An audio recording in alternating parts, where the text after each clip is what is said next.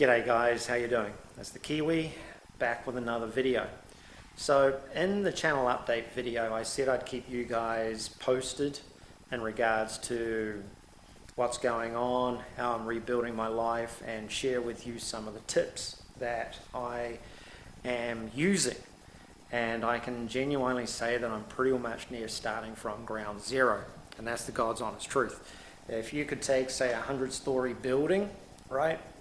If the ground floor was starting literally like from the beginning, and then the 100th floor is your 100%, you got your life sorted, dialed, everything's going really, really well. That'd be about the 25th to 30th floor right now. But it's okay. It really, really is. It's not the first time I've been in this position, so I'm really not concerned about it in any way, shape, or form. I finally, after being in the US for 4.5 months now, going on 5 months, finally got myself a little place. This is the garage. So I'm getting the garage sorted out. I've got my toolbox. This is like my world. This thing here, this is my world. Unbelievable. Even though I'm not going to be using it that much. I'm only going to be using it for my own personal stuff now. I am not doing any car building, hot rod work, custom car stuff, not doing any of that stuff. I did buy myself another welder. That whole welder setup absolutely scored this deal. Absolutely amazing. And talk about synchronicity, man. The guy that owned that, yeah, works for Amazon. Bezos. Crazy, dude. Actually drove to Bellevue to pick that stuff up. Just check this out. This is the pallet that all my personal stuff came on, and this was the siding to the box. So that'll give you an idea of just how much stuff I really didn't have. And genuinely, I didn't have much stuff at all. So what I'm going to be doing is, like I said, I told you guys I'd give you tips in regards to what I'm doing to help rebuild my life. So what I'm going to do is I'm going to head inside the house. G'day guys, how you doing? So I've been wanting to do this video for a little while. As I said earlier on, we'll talk about the other video being taken down later on. But for the moment, I want to focus on the positive stuff. In the channel update video, I mentioned that I'd share with you some of the stuff that I'm doing in regards to being able to rebuild my life, in regards to the steps that I'm taking to slowly but surely re-establish myself. And one of the key things that I'm doing, which I've never really done before, and it is forgiveness, but it's actually forgiving myself. I've never really practiced this before up until this particular situation that happened. And, you know, I've mentioned before about how when we go through tough times, if we go through rough times or anything like that, sometimes I'll explain that these are great gifts. These are great lessons in regards to being able to learn about yourself and being able to grow and being able to develop who we are as an individual, about finding out who we are. We can use these tools to navigate the, how could you call it, kind of navigate the torrential waters sometimes, the rapids in the river. Well, self-forgiveness is something that I've been practicing over the last few months, and it's actually been very, very liberating. Very liberating, to say the least. And that is actually forgiving oneself for making what would be deemed a mistake. And it's like I've said, a lot of the mistakes that happen in our lives aren't actually mistakes. These are the things that teach us.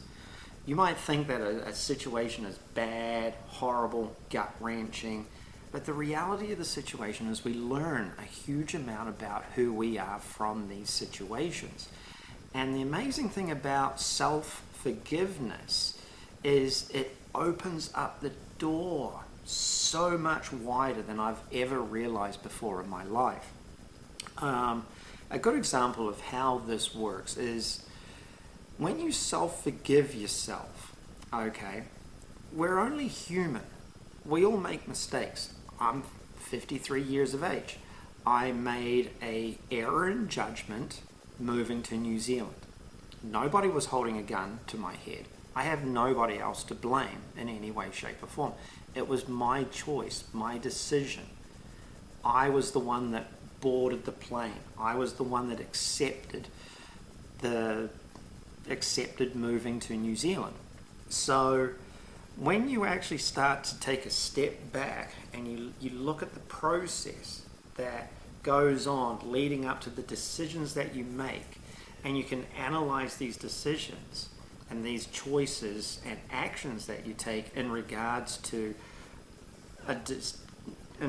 say a direction you're taking in your life. And even the worst failures aren't failures, because you actually, if you're smart enough and you actually do self-forgive yourself, you can actually look at the mistakes that you've made. You can make a look at these transgressions. You can look at these things that have gone on, and you're like, oh. And when you're constantly blaming, when you're in a position of blame, where you're pointing a finger at these individuals, or this situation, or this, right? When you're constantly blaming other people, you're not self-examining yourself. You're not taking notice of your role in whatever has happened. And when you're not self-examining yourself, you're not allowing the door to open up for forward movement. When you are blaming other people, it's like, let's say, you know how you can go to a door, okay, and you can open a door up, and there's like a bug net, a screen there to stop the bugs getting into your house. Well, that's literally what it's like. You can actually open a door. The door's open. The universe, God, creation, whatever is in charge of this, opens the door up for you to walk through to make the necessary changes in your life to re-establish who you are, to grow, learn, etc., etc. But if you're in a blaming mode, if you're pointing the fingers, if you are blaming other people for how things didn't work out, or transgressions that happened in your life, or anything along that lines, it's like there's a screen. You can open the door, but you still can't get through. You can partially, with a somewhat blur, because that's what a screen does. It kind of blurs what's outside a little bit. So when you're in that blaming mode, that veil, okay, that screen is in the way. You can kind of see where you want to go, but you can't move forward. You can't get through the door. It blocks the flow of energy. And that's why you end up staying in the place that you're in. And self-forgiveness is absolutely huge. Absolutely huge. It's been the one thing that I've done over and over and over since I've been out here. And, you know, I've only been back in the US since April 15th. And the doors that have opened up, the people that I've met, the situations that have come about, the money that I'm making, everything that's happening has been amazing. And when I mean amazing, I really mean amazing. And if it wasn't for me actually going down the path to New Zealand and having things, you know, not work out, I mean, honestly, in all sincerity, what's going on in New Zealand right now with the lockdowns and everything like that, it's just absolute insanity. It really, truly is. And when you're in such a small island nation like that, to have to deal with that sort of insanity is just, for me, it was just so toxic. It was unbelievable. And so I was genuinely having a really hard time, in many, many aspects. And I ended up having a massive breakdown, genuinely a massive, massive breakdown. And then when I was given the opportunity to move back to the United States, I had just under 2 weeks to get everything sorted out. So you come out of hospital after having this incredibly stressful situation happen to me, which was something that's never happened to me before in my life, and then having the 2 weeks to get everything sorted out, to get a house cleaned up, stuff sold, everything just done and handled. I mean, it was mind-blowingly overwhelming. It was just, oh God, it was unreal. So to actually come out of that and not be blaming anybody, not to be pointing the fingers, but looking at oneself 300% and going, okay, this is what happened. Here were the red flags. This is what I saw. This is what was going on. These were the experiences that I had. And what I've done is I've learned from it. I'm like, okay, this was an incredible lesson. This was an incredible path. This was an amazing journey to take.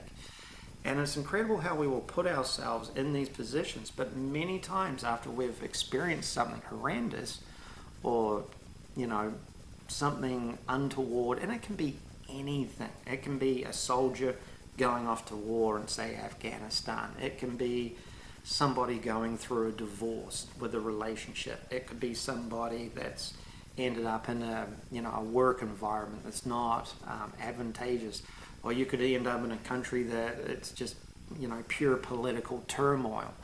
It could be any one thing. However, if you can look at the things that have led you to make those decisions, analyze them, and forgive yourself for them, you're going to open up this doorway, this whole new path to self-awareness and actually self-enlightenment. It's an incredible way of being able to really, really, truly grow inside and understand who you are, what you are, how you operate, the mistakes that you make, just everything for me.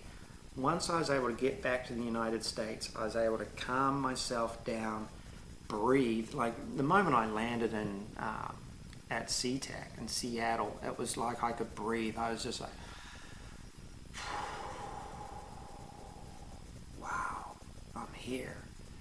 Thank God. And that's the other thing. I'll do a video on gratitude, like actual genuine gratitude and thanks, because that's another big one. It's just unreal. So it's incredible, because here I am now. I'm living at the foothills of the Olympia National Forest. Okay, I've got a job that pays big city wages. I'm making more money now than I've ever made in my entire life.